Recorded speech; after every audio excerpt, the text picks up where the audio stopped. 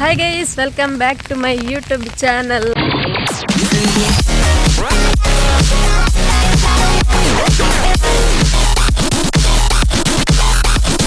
ಇವಾಗ ನಾವು ಎಲ್ಲಿ ಹೊರಟಿರೋದಂತೆ ತಮ್ಲೈನಲ್ಲಿ ಆಗಲೇ ನಿಮಗೆ ಗೊತ್ತಾಗಿರ್ಬೋದು ಕಿಸ್ಕರಹು ಕೊಯ್ಲಿಕ್ಕೆ ಅಂತ ಇಬ್ಬರು ಹೊರಟಿದ್ದೇವೆ ಗೈಸ್. ಮಳೆ ಬೇರೆ ಉಂಟು, ಅದಕ್ಕೆ ಅಂಬ್ರೆಲ್ಲ ಹಿಡ್ಕೊಂಡಿರುವಂಥದ್ದು.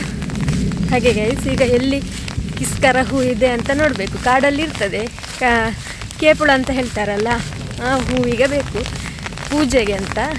ಹಾಗೆ ಈಗ ಅದನ್ನು ನಾವು ಕೊಯ್ಲಿಕ್ಕೆ ಅಂತ ಹೊರಟಿರುವಂಥದ್ದು ಗೈಸ್. ಜೊತೆಗೆ ಮಳೆ ಕೂಡ ಉಂಟು, ಇವತ್ತು ಮಳೆ ಕೂಡ ಬರ್ತಾ ಉಂಟು. ಹಾಗೆ ನಾವು ಈ ರೂಟಲ್ಲಿ ಹೋಗುವ. ಇಲ್ಲಿ ಒಂದು ದೊಡ್ಡ ಅದರದ್ದೇ ಕಿಸ್ಕರದ್ದೇ ಒಂದು ದೊಡ್ಡ ಎಂಥ ಗಿಡ ಬಲ್ಲೆ ಟೈಪಲ್ಲಿತ್ತು. ಅದನ್ನೀಗ ಅಲ್ಲಿರ್ಬೋದು, ತುಂಬ ಸಿಗ್ಬೋದಂತ ಈಗ ಅಲ್ಲಿಗೆ ಹೋಗ್ತಿದ್ದೇವೆ.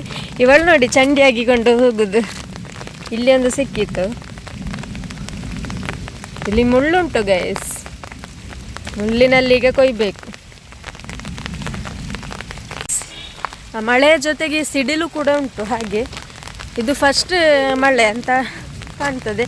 ಮೊನ್ನೊಮ್ಮೆ ಬಂದಿದೆ ನೈಟ್, ಅದಾದ ನಂತರ ಇವಾಗ ಬರ್ತಾ ಉಂಟು, ಅಂದರೆ ಹಣಿತಾ ಉಂಟು ಗೈಸ್ ಜೋರಾಗಿ. ಹಾಗೆ ನೋಡುವ ಏನಾಗ್ತದೆ.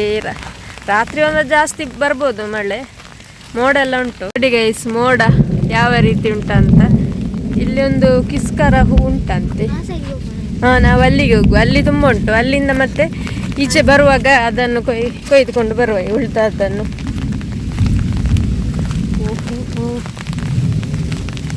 ಫಸ್ಟಿನ ಮಳೆಗೆ ನೆನೀಲಿಕ್ಕೆ ಬಾರ್ದಂತ ಹೇಳ್ತಾರೆ, ಅಂದರೆ ಚಂಡಿ ಆಗಲಿಕ್ಕೆ ಬಾರ್ದಂತ. ಆದರೆ ಇವಳು ನೋಡಿ ನೆನೀತಾ ಇದ್ದಾಳೆ. ಹಾಗೆ ನನ್ನ ಮೊಬೈಲ್ ಕೂಡ ಚಂಡಿ ಆಗ್ತಾ ಉಂಟು ಗೈಸ್. ಸ್ಕ್ರೀನಲ್ಲಿ ನೀರು ತುಂಬಿ ಹೋಗಿದೆ. ಹಾಗೆ ನೀರು ತುಂಬಿ ಹೋಗಲಿಲ್ಲ, ನೀರಾಗಿದೆ ಸ್ವಲ್ಪ.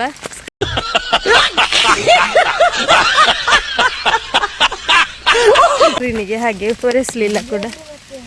ನಾವು ಈಗ ತುಂಬ ಇರುವಂತಹ ಸ್ಪಾಟಿಗೆ ಬಂದ್ವಿ. ಕಿಸ್ಕರಹು ತುಂಬ ಇರುವಂತಹ ಸ್ಪಾಟ್ ಎಲ್ಲಿ ಅಂತ ನಿಮಗೆ ತೋರಿಸ್ತೇನೆ ಈಗ. ಇಲ್ಲೇ ತುಂಬ ಉಂಟು ಇಲ್ಲಿ ಕಿಸ್ಕರಹು. ಅವತ್ತೆಲ್ಲ ತುಂಬ ಇತ್ತು, ಆದರೆ ಈಗ ಏನಾಗಿದೆ, ಇಲ್ಲಿ ಉಂಟು ಚಂಡಿ ಆಗಿದೆ ಮಾತ್ರ ಮಳೆಗೆ. ಇಲ್ಲಿ ಅವತ್ತು ತುಂಬ ಇತ್ತು ಕಿಸ್ಕರಹು, ಆದರೆ ಈಗ ಕಡಿಮೆ ಉಂಟು. ಅದು ನಮಗೆ ಬೇಕಾದಾಗ ಹಾಗೆ ಅಲ್ವಾ, ಯಾವುದೇ ಒಂದು ವಸ್ತು ಆಗಲಿ ನಮಗೆ ಬೇಡದಿದ್ದಾಗ ಅದು ತುಂಬ ಇರ್ತದೆ, ಅದು ನಮಗೆ ಬೇಕಾದಾಗ ಇರುವುದಿಲ್ಲ. ಕಿಸ್ಕರಹು ಕೊಯ್ವೆ. ಇಲ್ಲಿ ಒಂದು ಅಲ್ಲಿ ಅವಳು ಕೊಯ್ತಿದ್ದಾಳೆ, ನಾನು ಕೂಡ ಇಲ್ಲಿಂದ ಕೊಯ್ಲಿಕ್ಕೆ ಸ್ಟಾರ್ಟ್ ಮಾಡ್ತೇನೆ.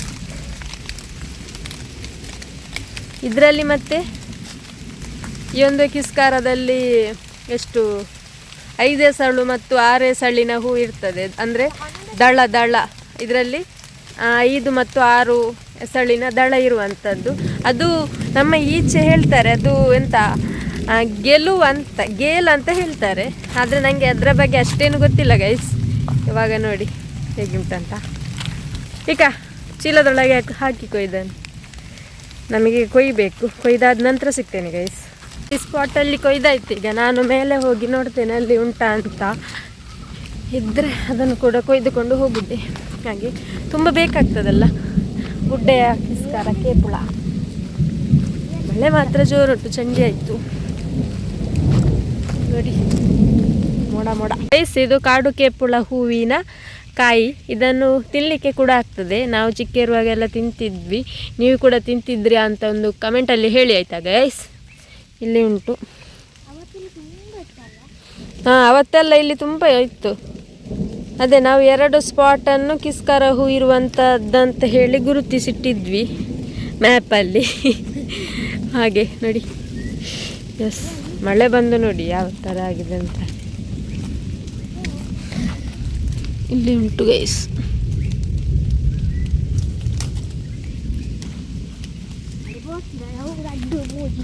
ಇಲ್ಲಿ ಮರ ಕೂಡ ಬಿದ್ದಿರುವಂಥದ್ದು ಮಳೆಗೆ. ಇಲ್ಲಿ ಒಂದು ಚಿಕ್ಕ ಕೆರೆ ಉಂಟು. ಈಗೆಲ್ಲ ಎಂಥ ಮರ ಬಿದ್ದೆಲ್ಲ ಹಾಳಾಗಿ ಹೋಗಿದೆ. ಇಲ್ಲಿ ಹೋಗುವ, ಇನ್ನು ಬೇರೆ ಸ್ಪಾಟ್ ನೋಡುವ ಎಲ್ಲಿಯಾದರೂ. ಇಲ್ಲಿ ಇಷ್ಟು ಸಿಕ್ಕಿತ್ತು, ಸ್ವಲ್ಪ ಸಿಕ್ಕಿರುವಂಥದ್ದು. ಇನ್ನು ಸ್ವಲ್ಪ ಹುಡುಕುವ, ಅಲ್ಲಿ ಮಾರ್ಗದ ಸೈಡೆಲ್ಲ ಇರ್ತದೆ ಅಲ್ಲಿ. ಹಾಗೆ ಕೊಡೆಯನ್ನು ಅಲ್ಲಿ ಇಟ್ಟಿದ್ದೇವೆ. ಈ ಬಳ್ಳಿಯಲ್ಲೆಲ್ಲ ನಾವು ಬಂದರೆ ಉಂಟಲ್ಲ ಕೊಡೆ ಹಿಡ್ಕೊಂಡು, ಅದು ಬೇಡ, ಅದು ಅಲ್ಲಿ ಬಲ್ಲೆಗೆ ಹೋಗಬೇಕು ಅಲ್ಲ. ಈ ಬಲ್ಲೆಯಲ್ಲೆಲ್ಲ ನಾವು ಕೊಡೆ ಹಿಡ್ಕೊಂಡು ಬಂದರೆ ಉಂಟಲ್ಲ ಗೈಸ್, ಕೊಡೆ ಮತ್ತೆ ನಮಗೆ ಸಿಗ್ಲಿಕ್ಕಿಲ್ಲ ಸರಿಯಾಗಿ, ಇದ್ದ ಹಾಗೆ ಕೊಡೆ ಸಿಗ್ಲಿಕ್ಕಿಲ್ಲ, ಫುಲ್ಲು ಎಂತ ಕೊಲ್ಯಾಪ್ಸ್ ಆಗಿ ಸಿಗ್ಬೋದು ಕೊಡೆ, ಅದಕ್ಕೆ ಕೊಡೆಯನ್ನಲ್ಲಿ ಇಟ್ಟಿದ್ದೇವೆ ಹಾಗೆ ಗೈಸ್. ಸಿಡಿಲು ಬೇರೆ ಉಂಟು ಗೈಸ್, ಮಳೆ ಬಂದು ಯಾವ ರೀತಿ ಆಗಿದೆ ನೋಡಿ. ನಿಮಗೆ ಕಿಸ್ಕರ ಹೂವಿನ ಪ್ರಯೋಜನ ಮತ್ತು ಮಹತ್ವ ಆಲ್ರೆಡಿ ಗೊತ್ತಿರ್ಬೋದು. ದೇವಿಯ ಆರಾಧನೆಯಲ್ಲಿ ಇದನ್ನು ಹೆಚ್ಚಾಗಿ ಬಳಸ್ತಾರೆ. ಮತ್ತು ತುಳುನಾಡಿನಲ್ಲಿ ಭೂತಾರಾಧನೆ ಮತ್ತು ದೈವಾರಾಧನೆ ಜೊತೆಗೆ ಮನೆಯ ಅಲಂಕಾರಿಕ ಸಾಧನವಾಗಿ ಕೂಡ ಇದನ್ನು ಉಪಯೋಗಿಸುವಂಥದ್ದು. ಅಷ್ಟೇ ಅಲ್ಲ, ಆಯುರ್ವೇದಿಕ ಔಷಧಿಗಳಲ್ಲಿ ಕೂಡ ಇದರ ಪಾತ್ರ ವಿಶೇಷವಾಗಿರುವಂಥದ್ದು. ಇವುಗಳ ಬೇರುಗಳಾಗಿರ್ಬೋದು, ಎಲೆ ಆಗಿರ್ಬೋದು ಅಥವಾ ಹೂವು, ಇದರ ಕೇಸರ, ಇವುಗಳಿಂದೆಲ್ಲ ಇದರ ಪ್ರಯೋಜನಗಳು ಇರುವಂಥದ್ದು. ಗೈಸ್ ಈಗ ಅಲ್ಲೆಲ್ಲ ಹುಡುಕಿ ಆಯಿತು, ಅಲ್ಲಿ ಹುಡುಕಿ ಸ್ವಲ್ಪ ಸಿಕ್ತು, ಆದರೆ ಈಗ ರೋಡ್ ಸೈಡ್ಗೆ ಬಂದಿರುವಂಥದ್ದು. ಆದರೆ ರೋಡ್ ಸೈಡಲ್ಲಿ ಅಷ್ಟಿಲ್ಲ ಗೈಸ್. ಹಾಗೆ ಸಾಕು ಇಷ್ಟು ಅಂತ ಹೇಳ್ತಾ ಮತ್ತು ಈ ವ್ಲಾಗನ್ನು ಕೂಡ ಇಲ್ಲಿಗೆ ಎಂಡ್ ಮಾಡ್ತಿದ್ದೇನೆ ಗೈಸ್. ಮತ್ತು ನಿಮ್ಮ ಸಪೋರ್ಟು, ಸಬ್ಸ್ಕ್ರೈಬ್, ಶೇರ್, ಕಮೆಂಟ್ ಎಲ್ಲ ಬೇಕು ಗೈಸ್. ಹಾಗೆ ಓಕೆ ಗೈಸ್, ಈ ವ್ಲಾಗನ್ನು ಇಲ್ಲಿಗೆ ಎಂಡ್ ಮಾಡ್ತಿದ್ದೇನೆ. ಮತ್ತೊಂದು ಹೊಸ ಕಂಟೆಂಟ್ನೊಂದಿಗೆ ಸಿಗ್ತೀನಿ. ಅಲ್ಲಿವರೆಗೂ ಬಾಯ್, ಕೀಪ್ ವಾಚಿಂಗ್ ಗೈಸ್.